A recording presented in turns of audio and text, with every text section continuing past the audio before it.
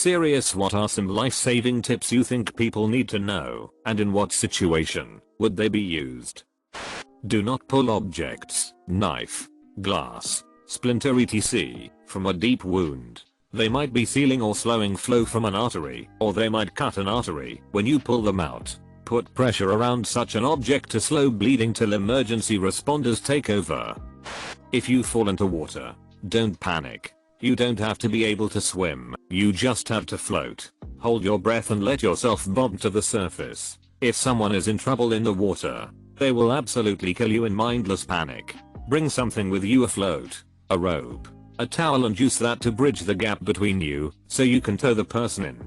If you must make direct contact, come up from behind and slip your arm across the victim's chest. Pull the victim's back to your chest and keep his/her arms facing away from you. I've been in the death grip of a fat little 8-year-old and he nearly took me out. If a panic drowner does grab you, do everything in your power to go down toward the bottom. Most will let go. That's the last place they want to go. Recognize that even if you are both a strong swimmer and a trained rescuer, you are still risking your own life. If you go to the aid of a swimmer in trouble, take it very seriously. A few survival tips for mainly the desert, but also a lot of places. If you are lost in the desert, or a lot of places for that matter, the number one thing you can carry to increase your chances of being found is a small reflective mirror. Anytime a plane flies overhead, you can reflect light towards them, and you greatly increase your chances of being found. This seriously is more important than carrying more water with you. Not that water doesn't help. It's just not realistic to carry that much water on your back. Furthermore, if you get stranded in the desert with a vehicle, do not leave your vehicle to find people. You are a lot harder to see than your vehicle, and your car can provide shelter. Your car has some good reflective mirrors to signal with, especially the rear view mirror. People die all the time doing this, often found only mere miles from their car. Finally, the universal sign for needing to be rescued is waving two arms up and down. If you wave only one arm to a passing plane, you will not be helped, or at least less likely to be helped. Also, because a few people have been wondering what to do if you can't use both of your arms, there is another universal way to signal for help that is more versatile. The way I can best describe it is 3 of anything quick signal, 3 gunshots, 3 whistle blows, 3 flashes of a flashlight, 3 flashes from a reflective mirror, etc. Just make sure they are spaced widely enough, at least 1 second, and that you spend a considerable time before making your next 3 signals. There have been many deaths that could have been prevented had this advice been followed.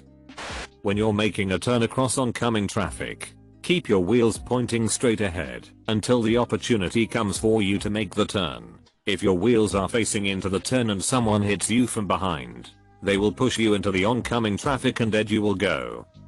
A person who is drowning doesn't look like people drowning on TV. When someone is drowning, they rarely cry out, can't wave their arms around, and will often just bob/sink at the surface for a very little while, often gasping before submerging. Don't expect it to look like the movies when you're keeping an eye on swimmers.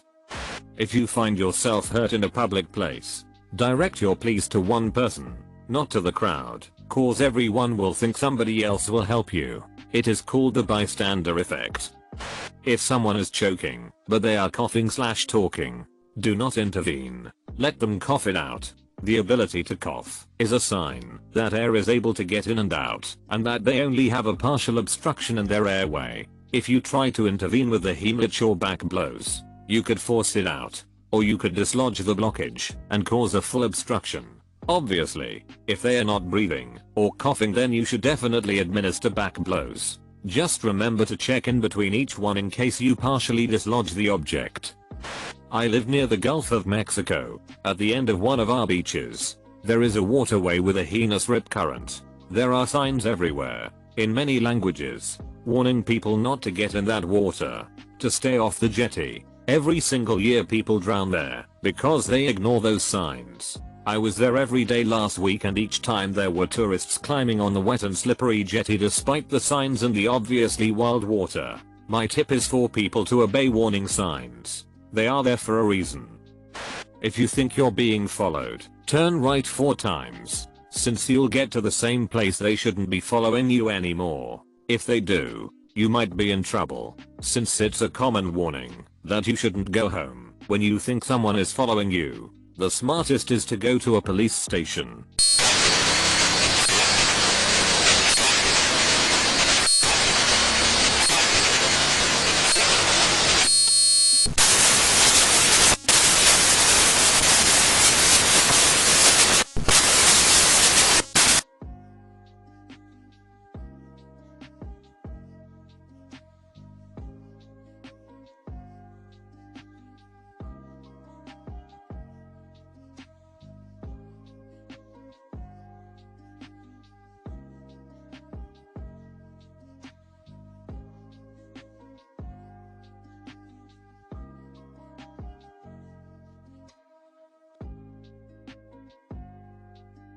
If you're stuck in a stampede, as soon as you get knocked down your chances decrease significantly. If this is the case, however, and you can't get up immediately, assume a protective posture with your feet tucked up and your hands covering your head.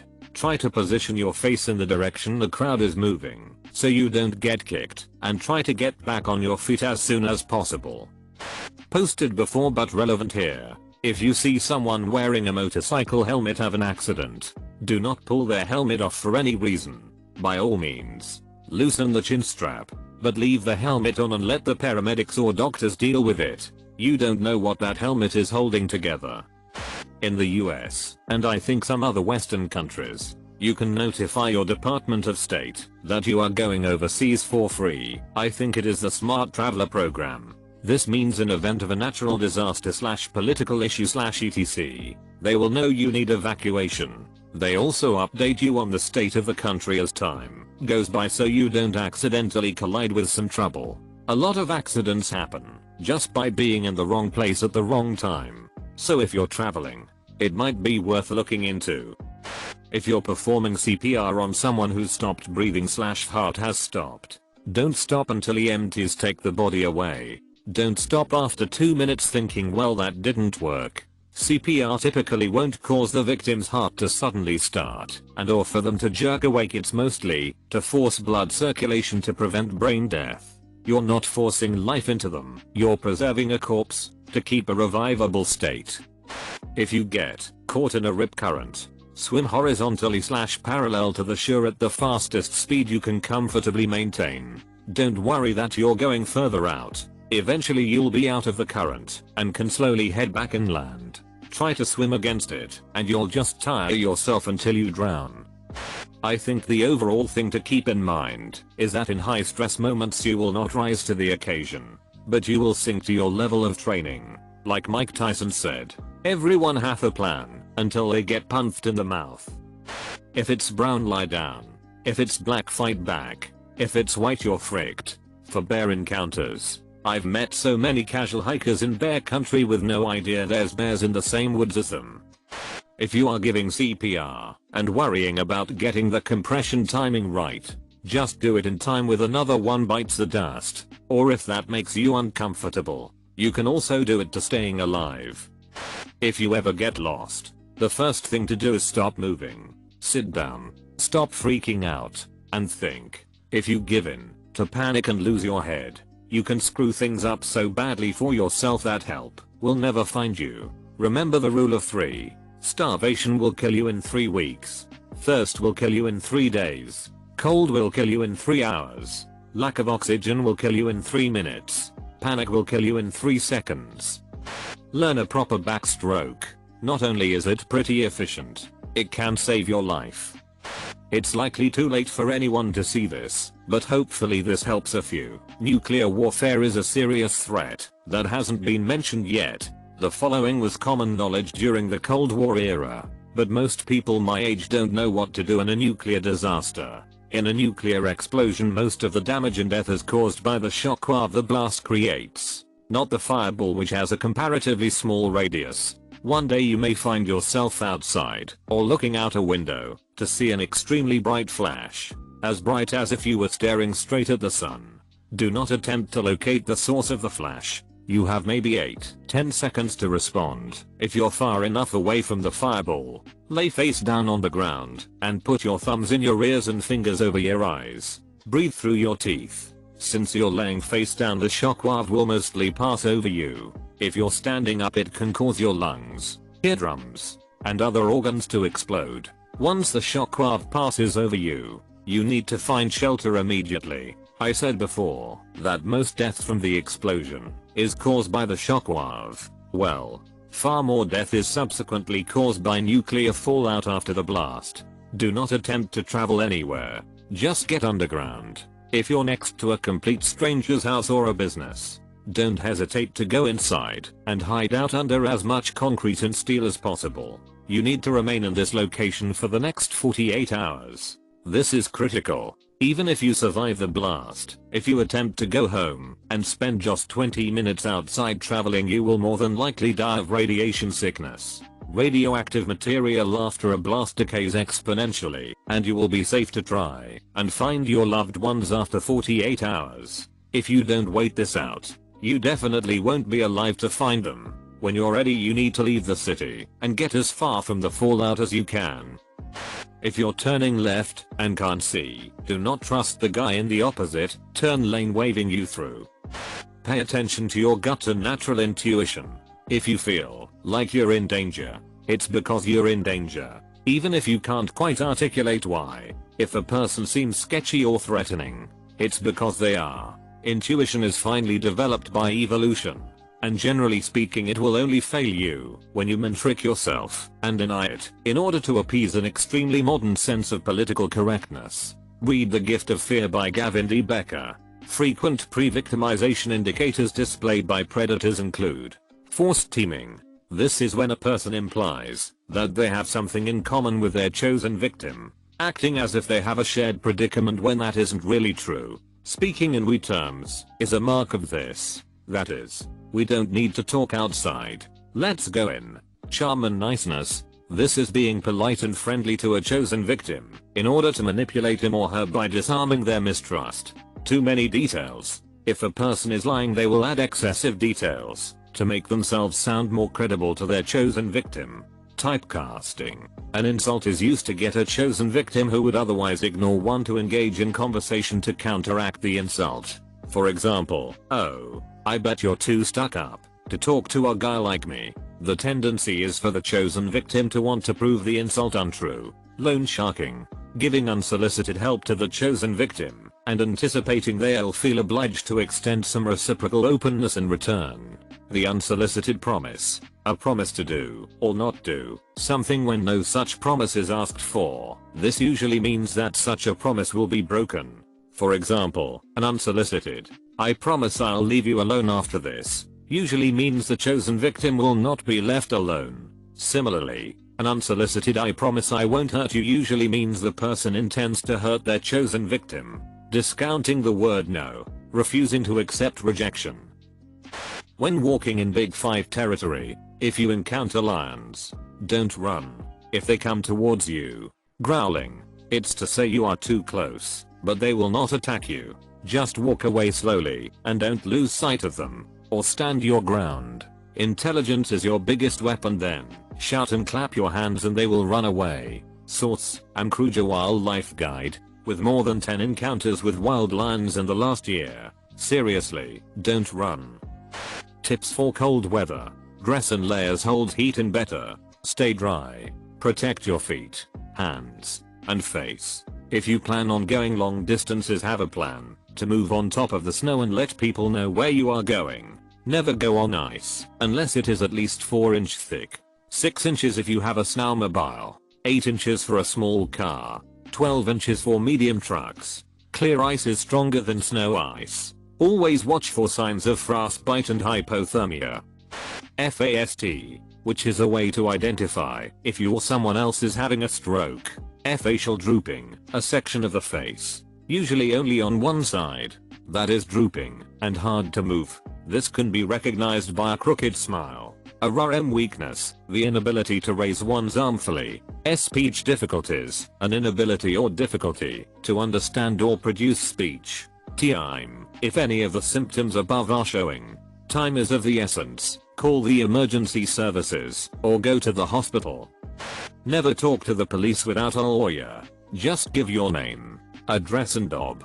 Otherwise don't say a word. It might not keep your heart from stopping, but nothing ruins a life faster than prison.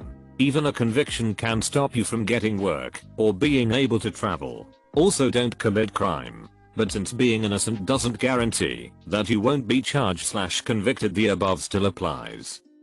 If a service dog comes to you for attention, immediately locate their owner. They could be using a last-ditch effort to get help. A few months ago, when I was on a delivery for work, I was stopped by a dog who ran out in the middle of the road, residential. I got out and tried to move the dog, but it followed me all the way to the door of my delivery. Once I was done, I checked the dog's tag to bring it home, and I noticed he had all kinds of medical tags. After I realized what the dog was trying to do, I ran towards the correct address and the dog led me through a screen door on the porch. His owner was passed out on the floor, and I called 911. The individual had a phone, brought by the dog, by its head, and a bag of medications by his side. The dog had done everything it was trained to do, but the person had passed out before it could do anything. The ambulance came, got his pulse back, and took him to the hospital. I don't know if he ended up surviving, but if I hadn't checked the dog's tags and realized it was a medical animal, I wouldn't have hurried, blatantly invite myself in his house, and ultimately get him to a point of survival. If your car breaks down in a remote area, cut off from civilization, stay with it. To draw attention, burn a tire during daylight. Somebody is likely to see the thick, black smoke. This is for driving on snowy or icy roads. If you ever start skidding, do not brake. That will only lock the tires and frick you harder. What you need to do is take your feet off the pedals and steer with a skid until the tires find grip again. Look behind you every so often when you're hiking. If you think you're being watched, chances are you probably are. Have been for quite a while. Bring a mirror as well. If you turn around, you ruin the element of surprise for any hungry predators, and they'll likely scurry away or at least give you time to escape. If you ever need to break your car window or headrests detach, and the metal ends are meant to be used to break the glass. Helpful if you are in a sinking car.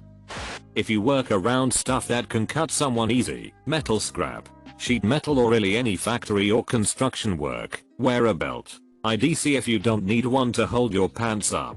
A belt can be a quick easy tourniquet and save a life. Source: my belt saved a life. Don't text/drink and drive. How to use a EpiPen. It's for when someone is having a severe allergic reaction. Super easy and most models are the same. Take pen, auto-injecting syringe, out of tube. Then take the blue safety cap off the non-injecting end. Stab with a swinging motion the orange needle end firmly into the affected person's outer thigh. You won't see a needle, it pops out when the orange end is depressed. There is no need to remove basic cloth/pants first. You will hear and feel a click/pop. Hold it there for a few seconds. Call your emergency response number if someone hasn't already. If someone grabs your wrists, pull away quickly where their thumbs are. Thumbs are the weakest parts in a grip. Stop stopping for people. You're walking alone at night and sketchy dude comes up and says, "Hey man, can I ask you a question?" Keep walking, Jack. If you wanna keep talking to him, do it over your shoulder as you walk on by. I have no data to back this up, but I'd wager at least a quarter of muggings, assaults, etc. that happen to people by strangers could be avoided if they just kept charging forward in a brisk fashion. I personally have 3 friends who were mugged or assaulted because they stopped for somebody who then got the jump on them. My wife listens to this podcast called My Favorite Murder all the time and it personally annoys me endlessly. But they have a mantra. Frick politeness that I could not agree with more. Go with your gut and your instincts. If it feels dangerous, it probably is. If an diabetic person faints/gets dizzy, give them something sugary immediately. If they got sick because of high sugar levels, hyperglycemia, the repercussions of increasing their sugar won't be as terrible as the damage caused if no action is taken. Giving that little amount of sugar, if they fainted due to a hypoglycemic episode, can be life-saving. Kids don't float. For a number of reasons. Kids aren't as buoyant as adults. Kids should always wear a life vest when in a boat of any sort, as well as when playing around streams, ponds, lakes, oceans, etc. A small child can drown in no time. In many places there are laws requiring kids to wear life vests in boats. Where I live, vests are also required at public recreation areas. Fire departments even have free loaners. Those inflatable armband flow-eyes/wings aren't sufficient. They can easily slip off, or the KD will take them off. They can pop. They also give adults a false sense of safety and not watch the kids closely enough. And don't forget that a drowning kid may be perfectly silent, no thrashing around or crying out, just quietly not breathing. Never take your eyes off a small child in the water. Period.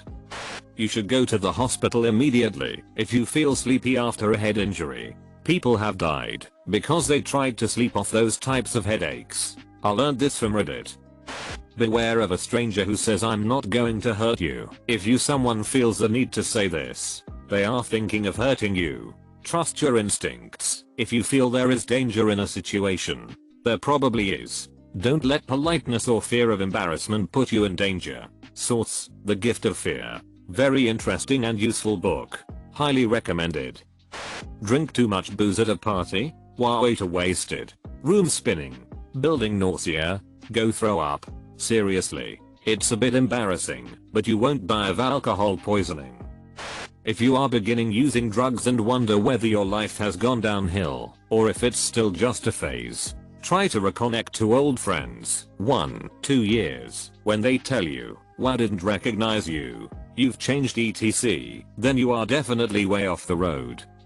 Buy a plunger and fire extinguisher before you need a plunger or fire extinguisher. If you're being tied up, puff yourself out as much as possible so it'll be easier to wiggle out of. Tense muscles. Inhale deep and stretch out your arms and legs to make more space. For the love of God, if someone is having a seizure, do not put a spoon or any other object in their mouth to prevent them swallowing their tongue.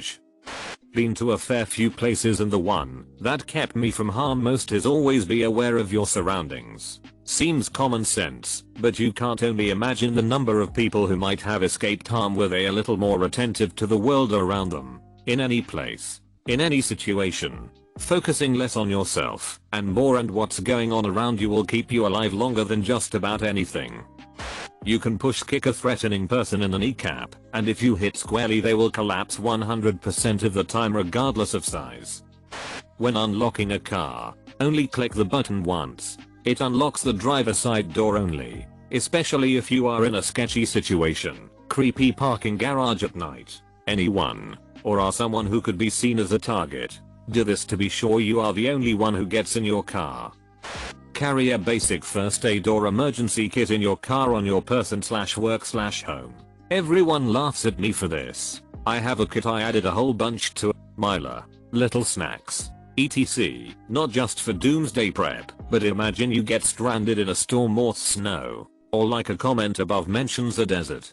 Having some water, food, Myla blankets, and some others could very well save your life until you can be rescued. Not only this, but my work first aid kit sucks. Legit. Some tiny band-aids and a few alcohol wipes. I've gotten bad wounds that weren't hospital/go home worthy, but would have been a bish to go the rest of the shift without a bandage. My little sister had a bad bug bite. They weren't laughing when I had sting relief. My co-worker forgot her lunch. I gave her one of the bars, a fruit snack, and shared some of my lunch. If you are going to open a box with a knife, you should always pull away from you. One of my mom's friends pulled towards her when she opened a box and now she is blind in one eye. If you are buying drugs, not suggesting or condoning it. If your dealer starts walking up to your predetermined meeting spot with anyone else, leave. It's a robbery. And if you're behind on him, always show up with a friend who can fight. Lots of drug dealers have friends who are bangers. Also, if your dealer starts to seem a little weirder approaching your buy, like changing the location 5 or 6 times, something is up. Maybe he is out on bail, or he owes lots of money to his supplier. Know where you are. Are you at home? Know your address. Some people don't. Believe it or not. Are you at work? Know your address. Are you at the store or other business? Know where to find an employee. They know the address, driving, know exactly where you are, street name, direction of travel, intersection, mile marker, etc. Hiking, know which trailhead you started at and which trail you're on. At the very least, 911 cell phone location technology is good to within 50 meters. That's 50 steps, which could put first responders at the house or business next door. Imagine you're in an emergency situation that's rapidly changing. Domestic violence, active shooter, carjacking, etc. You call 911. The first thing out of your mouth should be "I'm at location." That way, if you must hang up for some reason, 911 operators will know where you are. They'll send police to check it out and get you the help you need. Don't panic. Useful in all situations. Something I've seen on Reddit before. When getting a new home/apartment, get a carbon monoxide detector. They're cheap and can save your life. If you're outside in a lightning storm and your hair starts floating, seek immediate shelter. You're about to be struck by lightning. If immediate, within 15 seconds of movement, shelter is not available, put both your feet together, squat down on the balls of your feet, and grab your ankles. If you're struck, this will give the lightning a direct path down to the ground and hopefully minimize damage. Student paramedic here. So many people know how to give CPR and that's amazing. But if you ever get into the situation with a baby, please do not tilt their head back. You will occlude their airway. It's heartbreaking to tell parents their child is deceased when they thought they were doing the right thing.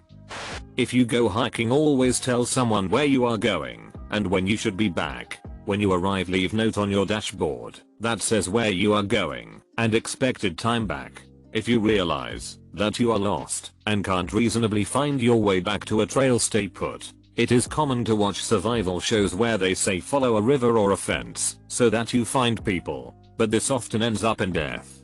Common search techniques benefit more from you not moving, so they only have check each area once. Look left and right twice before you cross the road and never cross the highway. If you are caught in an active shooter situation and you are unable to run away or hide, start throwing things at them. It is incredibly difficult to be accurate with a firearm with someone throwing stuff at you. Even small things flying toward you triggers your desire to avoid the object, and dodging something while simultaneously shooting accurately is almost impossible. Or thrown stapler or keyboard might buy you enough time to either rush the attacker or escape somewhere. I had a friend get lost and go down a logging road and get snowed in. She was reported missing for several days. When they found her, she'd managed to keep herself alive by packing the single water bottle she had with her with snow, placing it on the roof of her car, and waiting for it to melt. Then she'd drink and repeat. If she hadn't thought to do this, she'd be dead. She had frostbite on her toes, but after several weeks of physical therapy made a full recovery. Common signs of head trauma include different size of pupils and disorientation. Have them sit down and call first responders immediately. Crap can go south real quick. If they're bleeding like the Black Knight in Monty Python, spraying, not necessarily limb loss but also applies. It's likely an artery and needs to be mitigated. Apply a tourniquet immediately at the highest point possible on their limb that's bleeding. Does not apply to torso, neck and head. If you don't have one, use a belt, backpack straps, or anything roughly a ½ inch wide, flat and long. Twist as tightly to secure.